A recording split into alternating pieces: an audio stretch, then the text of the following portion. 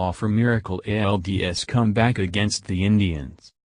New York, this isn't really happening, is it?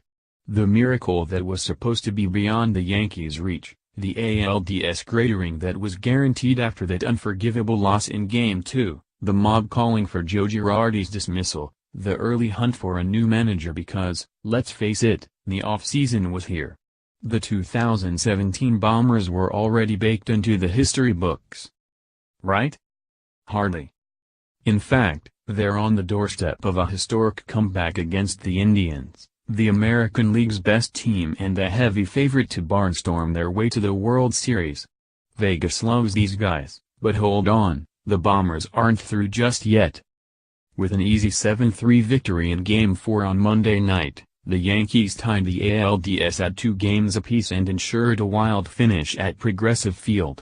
The odds are still in the Tribe's favor for Game 5, they'll have ace Corey Kluber pitching in front of a home crowd, where the Indians won 49 times this year, tops in the AL. The place will be loud and predatory. Think Fenway with a Midwest accent. Everything points to Cleveland having the upper hand except for one indisputable fact: the Yankees have taken control of this series, handing the Indians back-to-back losses on the brink of elimination. An emotional Girardi said, "We've got a shot now," which is more than he could have said 48 hours ago. Yanks win, Severino, Cleveland mistakes make the difference. Sabathia, Yankees turn to veteran pitcher, maybe for the final time. Frazier, New Jersey native enjoying postseason run with Yankees. But that was before Masahiro Tanaka shut down Terry Frank and his powerhouse lineup in Game 3, getting all the help he needed from Greg Bird's solo HR in a 1-0 shocker. And on Monday, it was Luis Severino's turn, unleashing a blistering 91-mile-per-hour slider that was nearly as effective as Tanaka's splitter. The Yankees backed up Severino by taking apart Trevor Bauer, knocking him out in the second inning. No small accomplishment, considering the right-hander had thrown 6.2 shutout innings in Game 1.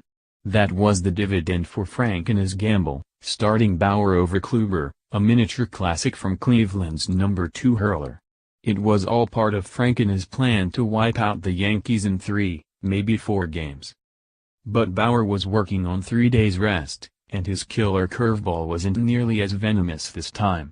At one point in a 4-run second inning, Bauer allowed consecutive hits to Todd Frazier, Aaron Hicks, Brett Gardner and Aaron Judge before he was mercifully removed. Bauer walked back to the dugout, taunted by the stadium crowd, no doubt wondering what had happened to his electric stuff.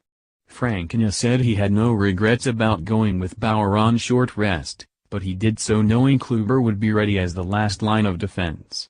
What Frankina didn't count on, however, were the 4 errors and 6 unearned runs, or the fact that we kept shooting ourselves in the foot.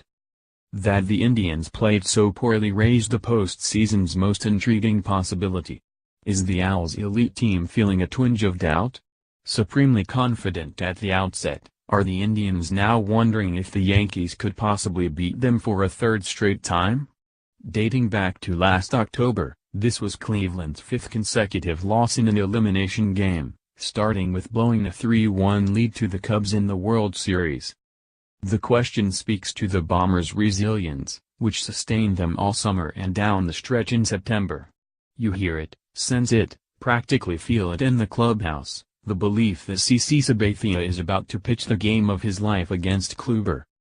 The Yankees trust the left-hander's winning pedigree, his experience, his zen-like calm. If anyone can handle a stadium full of pinstripe haters, it's Sabathia. But he'll need more than guts to hold down the Indians lineup. Sabathia could use some of the electric stuff Severino brought with him to Game 4. Remember, this was the same nervous kid who short-circuited against the Twins in the wild card. Severino got exactly 1 out before Girardi had to rescue him, and it's no stretch to say the right-hander was out of sync on the mound. Actually, it was worse than that. Severino looked like he was about to pass out in the first postseason appearance of his career. He learned from it, though. I talked to Gary Sanchez, and said, "When you see me rushing, talk to me and say, 'Hey, calm down,'" Severino said. because at times I tend to overthrow. So when Sanchez goes to the mound, he says, "Hey, don't overthrow. Calm down. Make your pitch."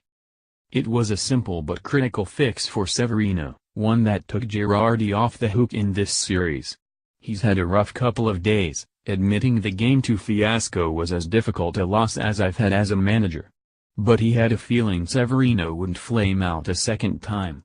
All it took was a 1-2-3 first inning and the kid never really looked back.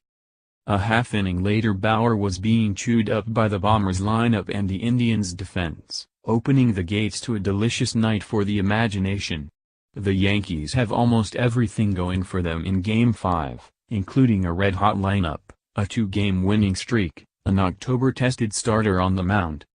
Yes, the Indians will have Kluber, their ace, and a mob of their own at Progressive. But there's one more ingredient that matters, too. The Yankees have a crazy belief that they're going to pull this off. Underdogs and all, you wouldn't want to bet against them right now.